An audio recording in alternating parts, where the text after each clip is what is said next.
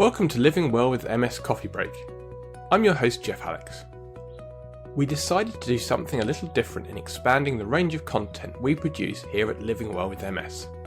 Since our community forms the beating heart of overcoming MS, we are commencing this special series called Coffee Break, which features short interviews with members of the OMS community talking about their personal journeys adopting and staying on the OMS 7-step recovery program, the challenges they encountered and how they overcame them, and their tips and tricks for sticking to the path that leads to better health.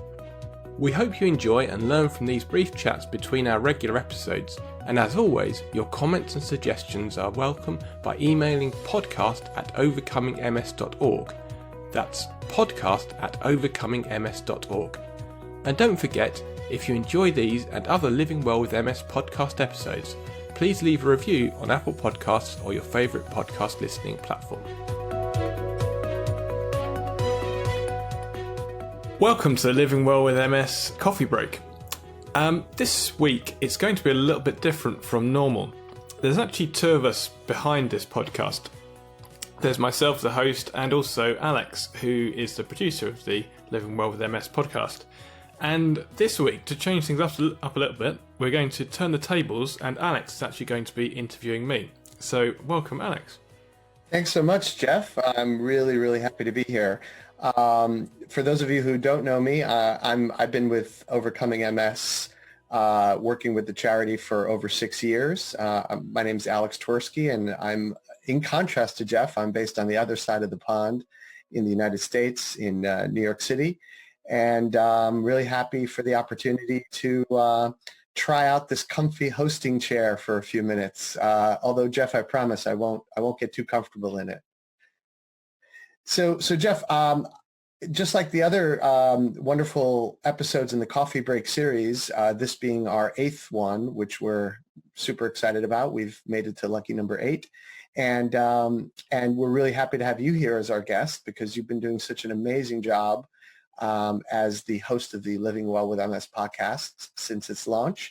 And now we're well into our 2nd season, and a lot of that success is thanks to your stewardship. So I wanted to say thank you first and foremost before diving into my grilling of you as a subject. And on that subject, I just wanted to ask you, for those of us or those of OMSers in the audience who may not know as much about you personally, can you tell us a little bit about yourself and your family, your life, where you live, basically anything you'd like to share with us that will give our audience a little bit more of a fuller picture of the man in the hosting chair? Yeah, sure. So I live near the coast of North Devon in England, and with a wife and 2 teenage children and a dog. I work from here. I normally work from home. Currently, I know most people are working from home, but I work from home anyway. And I work in technology. I create technical content. Mostly it's online. It could be training courses. It could be videos. And that's how I came about this, really, because I do a lot of audio and video work as that part of my job. So it's no wonder that you're so comfortable with the technical components of hosting the podcast, given your work. And I'm not going to ask you too many personal details about your family, but I am going to ask you what your dog's name is. My dog's name is Mabel. Yeah, she's Mabel. Normally here, actually, next to me. Mabel is actually in the background of almost every recording, but she's very used to me talking. Initially, I think she thought I was going insane because when she was younger, she'd stare at me whenever I was on an audio call because there was no one else there and I was just talking to myself. But she's got used to my insanity and is happy for me just to talk to myself and normally sits there quietly. That's fantastic. Well, you have a trusted companion by your side while you record these episodes. That's great. Well, speaking about just OMS in general and your personal experience with it and MS, just wondered if you could share with our audience when your own personal MS story, like when you were diagnosed with MS and how long you've been following the OMS 7-step recovery program. The full story goes back a long way because my father had MS. So when I was about 8 or 9 years old. My father was diagnosed with MS. It didn't seem to me to make a huge difference to him at the time. I don't think I realised quite how much it affected him at the time. And certainly growing up, I was a little bit surprised because it wasn't the typical MS that and I think still most people are led to believe. He wasn't in a wheelchair. And that was certainly, when I was growing up, the thing that popped into my head when someone said MS was someone in a wheelchair, and he wasn't in a wheelchair. But sadly, he passed away at the age of 54, which, I mean, you don't die from MS, but it was, the doctors have sort of said yes, but if he didn't have MS, he probably would have lived a lot longer. There was a lot of complications. And so I was kind of acutely aware of it, and then had random symptoms for quite a number of years, really going back quite a long way. Let's say 21, 22 years ago, I lost the feeling in all of my fingertips, which was unexplained by the doctors. That's not normal. There's actually separate nerves that go to your fingertips, but it went away. And so when it went away, the specialist said, "Oh, well, that's okay then," and then discharged me. And then still very active after that, went travelling around the world, ran a marathon, keen rock climber, scuba diving, surfing, mountain biking, you name it, all those sort of things. And then about 7 years ago, started to get some more serious symptoms, which ultimately, I think, there's a few things actually. I mean, I had an episode that I really recall. We were queuing up for Disney in Disney World in Florida, and I just fell to the floor from standing up in a queue to completely laid out on the floor, instantaneously. And they thought it was probably a back problem. And again, couldn't find anything wrong, didn't recur, so they weren't too worried. But then my eyesight, I developed double vision, and the opticians couldn't identify anything wrong with my eyes and said, well, opticians only look on the inside of your eyeball and there's nothing wrong there. And then that's really what led down the path to being diagnosed. Now, you asked me about OMS. Now, actually, bizarrely, I was actually doing OMS slightly earlier than I was diagnosed with MS, because organisational things went wrong with the diagnosis, and I ended up with appointments with my neurologist, which were the week before the results of the tests, and so he couldn't tell me anything, and then it got delayed, and various back and forth. It was, I think, ultimately a 5-month diagnosis, which isn't typical and was not intended. But because I had this period of time when the start of that, I was told from an MRI scan that I almost certainly had MS, so I thought I had it, and I had no help, no resources, because I didn't officially have MS. So then you have Dr. Google. There's a huge amount of stuff. I mean, I imagine that most people who have had a diagnosis will Google information, and there's a lot of people trying to sell you a lot of things, and I was very skeptical about that. But my wife actually came across Overcoming MS and said, look, these people are not trying to sell you something. They're going to send you their book for free, and they don't want any money. And I was very convinced by that, to the extent that I actually started it just before getting the book from the information online. And then I have a bit of a scientific background and just loved the whole research basis of it, and basically just read the book cover to cover and went, literally day one, adopted the diet 100%, and didn't look back really. That's an amazing journey, Geoff. So how long have you actually been on the program at this point? Oh, sorry. So this is it's 5 years, basically. Yeah, 5 years ago. Pretty much exactly 5 years ago. Well, with 5 years of experience behind you, which is a significant chunk of time, can you identify like what the most impactful or positive thing about the program has been for you? Like what's made the most difference for you in your day-to-day life? A slightly bizarre answer, I think it's the thing that you're not doing properly. So the diet is actually, although it from the outside might seem the hardest thing to do because it's quite a fundamental change to your lifestyle potentially. It's very simple to do it correctly. You know what you should and shouldn't eat, and then you do that. The things which are not so fundamental, if you like, where you have to schedule them in, the diet, the exercise and the mindfulness, those are actually harder. And I think most people say that. They say that the mindfulness is the difficult thing because you have to take half an hour out of your day to do it. Now, you have to take time out of your day to eat your food. So you're doing that anyway. So that's not actually a change in your day-to-day schedule. And so it really is the thing that I'm not doing properly. The thing that makes the most difference. It was mindfulness. I think like most people, I found that harder. But I've got into a good schedule with mindfulness, and then particularly with coronavirus, it was difficult to do the exercise routine that I had in place. So then that's made a big difference, getting back into a good exercise routine. So I think it really is quite a holistic approach, and the parts of the program are all important. And I think if you miss one of those things, then that's the thing to look at. That's really fascinating, Geoff. So it really probably sounds like it's really forced you to both confront some challenges, but also to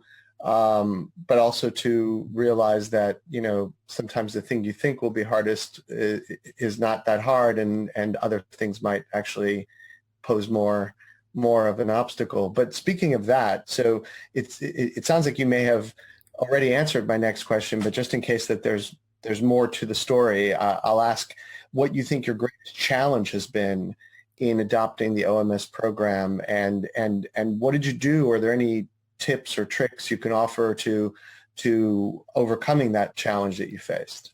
So initially, it was definitely mindfulness, and there is I'm not 100% sure. It might have been John Kabat-Zinn or someone who said if you can't find half an hour a day for mindfulness, you should find an hour a day for mindfulness. And there's a lot of truth in that. You really, I think everyone, this is not just an OMS thing, it's everyone needs to find time in their life to do a form of meditation, and it's so beneficial for your general mindset. So that was a hard thing. And then with coronavirus, I mean, I had quite a good routine going to the local gym. Those got shut down because of COVID-19, and also I was shielding, so it was difficult to go out and do much exercise, and that certainly got a lot worse in the last 6 months. But both of those, I would say, have helped with online communities. So our circle has a group. So we have a WhatsApp group, but we have a separate WhatsApp group for meditation. So people that want to, and it's actually 3 different circles together locally, and people that want to do daily meditation, we all just check in and say, we're going to do this set of meditations, and then we just say what we thought of the meditation each day. And it's not much, it's just the thing that you think, oh, well, I really should do it, because we all comment on it, and it just keeps us doing it, because there's that gentle reminder. Someone else will comment in WhatsApp, and you think, oh yeah, I haven't done my meditation. And it gets us doing it. And similarly with exercise, I'm doing sort of online exercise routines, and I have a group with that as well. And again, we're just checking in with each other to say how we found the exercise that day. And it's just that little prompt has really helped me to make sure I keep those routine elements going. And the rest of it is fairly straightforward. I mean, I take my vitamin D every day. I follow the diet. I know exactly what to do with the diet, and I follow the diet. So those are relatively straightforward. I mean, I do miss cheese, to be honest, but I say that I did miss cheese. I don't actually now miss cheese, and the idea of cheese is not appealing to me, but I did certainly initially. But once I've adapted our diet and lifestyle, it's just getting that schedule, and I think that's what's really helped is being in a group that support you. Well, actually, you alluded to something that I just wanted to ask a tangential question about about adapting to the OMS diet. So you mentioned that you miss cheese, or you did at some point miss cheese, and then you sort of worked it out, and you don't really miss it too much anymore. How do you feel about the idea of substituting foods that are not compliant with the OMS program, such as dairy, cheese, for example, with non-dairy alternatives? Do you think that creates an ongoing reliance on past dietary habits, or would you recommend instead just sort of saying, look, I can't eat cheese, and I'm not going to bother eating non-dairy cheese because it's just too reminiscent of the food that's not healthy for me to eat. So I'm just going to find other things that are appropriate and are, well recommended by the program as being really healthy and good for your health with MS.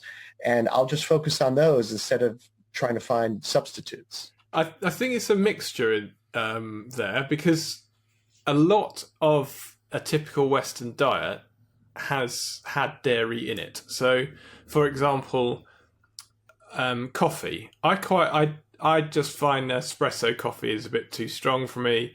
I like a latte, for example, and that's been built up over many years to be done with dairy. Now, actually, because there's so many different non-dairy milks around, that an oat milk latte is actually really nice. So I've found a non-dairy substitute that works really well. With some other things, there's meals. For example, lasagna. Lasagna is a meal that is different to spaghetti bolognese. I know it's 75% the same, but that cheese sauce does add something to it. So you can find alternatives to that, and so you can use there's these yeast flakes that you can get that you can add to a white sauce that give it a cheesy tang to it, and you can make a really nice lasagna, a vegetarian lasagna with a non-dairy cheese sauce, and that works. But then other things I think actually are pretty good without the dairy. So I like to have pizza without cheese, and which is actually, if you go to Italy, they're fine with that. And there's lots of pizzas which don't have cheese. The place that's hardest actually is the United States, where they're convinced that you must have cheese and will try to make you have non-dairy cheese, which, having tasted it once, was a bit like cardboard. It looked quite like cheese, but didn't taste like cheese. But actually, I love a pizza with no cheese. Really works. So some things you just don't need dairy. And just eating cheese on its own. There are some non-dairy alternatives which are quite good, but I've just started to eat different things. But then when it's a meal which really is inherently has a cheese sauce, for example, then finding an alternative works pretty well. So I guess it's really about enjoying the range of new foods that you can discover that you may not have been exposed to before you started following the OMS diet, as opposed to just kind of like keeping like a tether to the past and just like clinging to old dietary habits, even if they're modified in form. Maybe it's a balance of the two. I guess it's different for everyone, but I will certainly agree with you that in the U.S. it's very difficult to avoid cheese and dairy. It's such a big staple here in so many foods. But the U.S. also has an amazingly rich community of people who are vegetarian, vegan, and follow all sorts of interesting and healthy diets that are OMS compliant. Yes, I would say that it's actually the easiest country to go to as a traveller. There is no one looks at you twice when you've got dietary requirements, and if you have the OMS diet cards from the website, then they will happily take that to a chef and they will happily adapt. And I've never had a problem in the States with food. It's very, very straightforward. And in fact, I would say that about most countries, but the States particularly is the easiest. The only one that's really difficult is France. France, they really do like their dairy and meat, and it is quite hard. But other than that, I'd say everywhere that you can generally find places, and people do say this. There was another coffee break guest we had, and she was saying that about pizza. She eats a lot of pizza, and it's true. When you go travelling, pizza's pretty straight standard go-to meal, because you can have pizza without cheese, and a vegetarian pizza without cheese is almost certainly OMS compliant. But one thing I would say about the diet is actually eating freshly cooked whole food is a nice thing to do, regardless of dietary requirements. If you eat freshly prepared, freshly cooked food, then it's nicer. We've got to a stage in the Western culture where we typically buy something at a supermarket and heat it in a microwave and then eat it. That is not typically that nice compared to freshly cooked food. So actually, I think my diet is tastier than it was before because it's less heavily processed than it was before. That's great, Geoff. Well, more power to you. And I think a lot of our listeners can take encouragement from the journey that you followed in working in some of the OMS recommendations into your daily life. But you alluded to something earlier I just wanted to ask you about your circle where you live in North Devon. As I understand it, you're also the ambassador of that circle in North Devon and in the UK. And I wonder if you could tell us a little bit about what that's like and how that's also helped inform your journey, both as a member of that circle, but also as the ambassador. So where I live is quite a rural area. It's a very large area this circle covers, with few people. So actually, we were meeting up quite infrequently at a local cafe that had OMS compliant food and drink.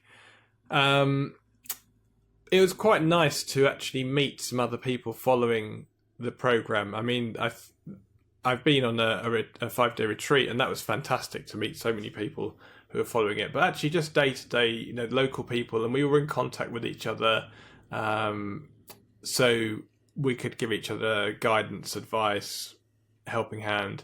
But what's made a huge difference has been with the COVID-19 pandemic, because what's happened with us is there's three similar circles at Cornwall, North Devon, South Devon, which are all areas which are largely rural, very spread out members of our circles.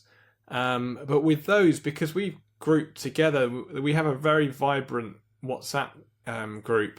So we're not physically meeting, but we'll have Zoom meetings where we chat to each other, and lots and lots of interaction on chat. So that's been really, really positive. So lots of advice, questions going backwards and forwards. I mentioned helping each other with things like meditation.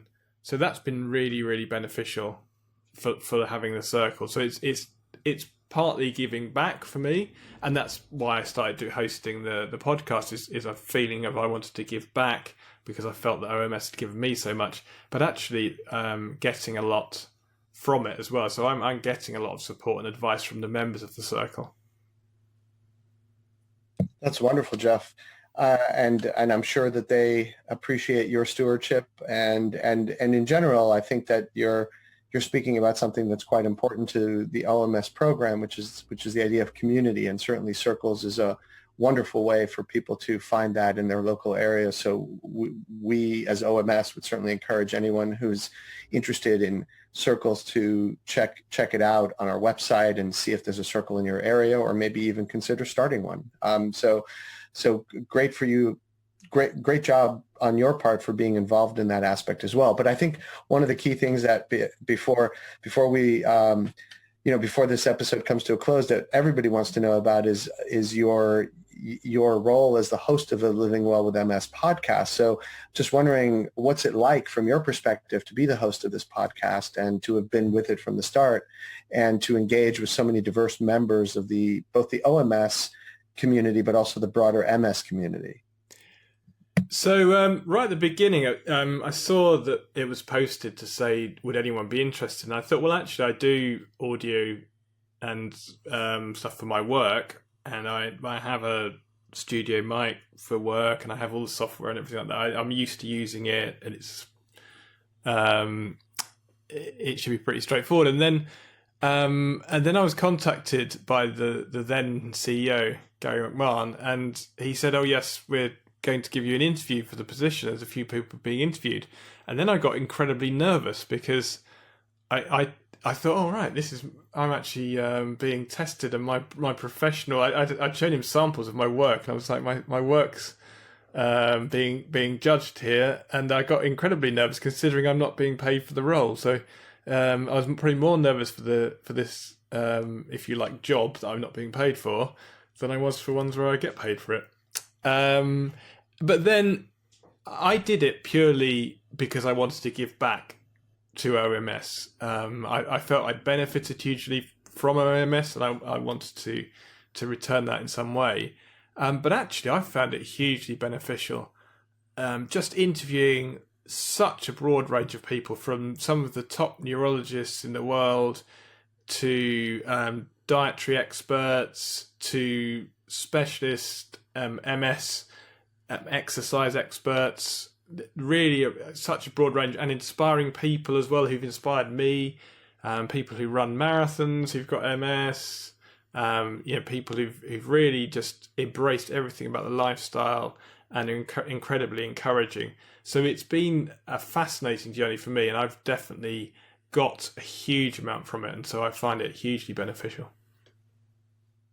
Well, I would say, just to add to that, on behalf of Overcoming MS, we're certainly really pleased and inspired by your embrace of the role, and you've done an amazing job. So I'm sure our audience and we as an organization really appreciate all the effort and energy you've contributed and continue to contribute. So a big thank you to you as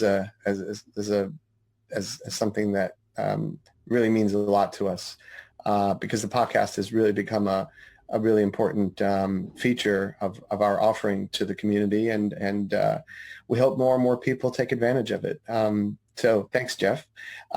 Just a couple more quick questions before we let you get back to your day. And I'm just curious how COVID-19, which is something that we're all experiencing now in different ways in different parts of the world, but which is particularly important if you have MS or any other condition that may lead to compromised immune response. I'm wondering how you've had to adapt your daily healthy habits to those new realities, and if you might offer any tips or tricks to our audience for keeping steadfast with healthy lifestyle habits promoted by OMS while also dealing with the challenges of COVID. Yeah, I mean, it has been quite difficult. A lot of people with MS in the UK certainly have been asked to shield, which was to really isolate themselves over and above what everyone else was being asked to do. It was initially completely stay at home, don't leave your house, don't be in contact with anyone. So they really didn't know what the effects would be. And one of my podcast guests was an MS specialist neurologist called Gavin Giovannoni, and he's tracked this a lot. And actually, I think we don't have as much to worry about as initially they thought we might. There is certainly some optimism that it's no worse for people with MS. But still, it's a good idea. We do have a compromised immune system, so it does make sense. So there were issues initially getting food. I mean, in this country, they were very good at setting up a food supply from supermarkets. In fact, the government, if you didn't have the financial means of doing it, everyone who was shielding would be given a food parcel every week, and you could list your dietary requirements. I didn't go down that route. Fortunately, I'm still working, so we could pay for supermarkets to deliver. I think people who did have the food parcel, it is a little bit random what you'll get. I mean, you're saying, I don't want any meat, I don't want any dairy, but then that's really all you could say. So you'd get a random selection of fruit and vegetable and try and have to work out what you can cook that week. But even having supermarket deliveries has been somewhat challenging. They've obviously have their challenges, and we've had a few random deliveries come when something couldn't be provided and they decided the next nearest thing was something else. And you think, well, that's not really working for that recipe. So quick adaptation has been required. But we've got used to that, and that's really settled down now. So that's all standard, and we get our food delivered. It's absolutely fine. I would say that the exercise has probably been the hardest thing. It depends what your exercise is, but certainly going to the gym was completely stopped for quite a long period of time. Running, a lot of people wouldn't be able to do that. I know now in this country that's come back, but other countries it's not. So outdoor activities have been curtailed. And I would say the biggest tip really to get round that has been that community side of things. So I think that really, if you can reach out to your OMS circles, it really is beneficial to join a circle. Some of them are just social groupings, some of them are more active. But if you're a member of a circle and then even suggest the ambassador and say, would anyone be up for having a mindfulness group? Would anyone be up for having an exercise group where we just check in with what each other's been doing? Or if you find some good resources, you can post those, and that way I've really adapted my routine to manage with coronavirus, and it has become a bit of a new normal. I mean, I think the other thing is getting your head around it, and if you're thinking this is going to be finished in September, then actually we're nearly at September already, so I'm just looking at the date. But if you're thinking, okay, October, November, it's unlikely, and maybe even next year, maybe next summer it will still be around. So we just don't know if these vaccines will work, and I think just getting into a new routine, a new normal, has been beneficial. And I think there's a lot of things that won't change really. However things change going forward, I think I'll carry on with the exercise routine that I now have. And so actually it's become the new normal for us. I think whatever happens, if there were a vaccine in 3 or 4 months' time, I think a lot of things wouldn't go back entirely to the way they were. Geoff, do you have any closing thoughts that might encourage or inspire our audience that you wanted to share?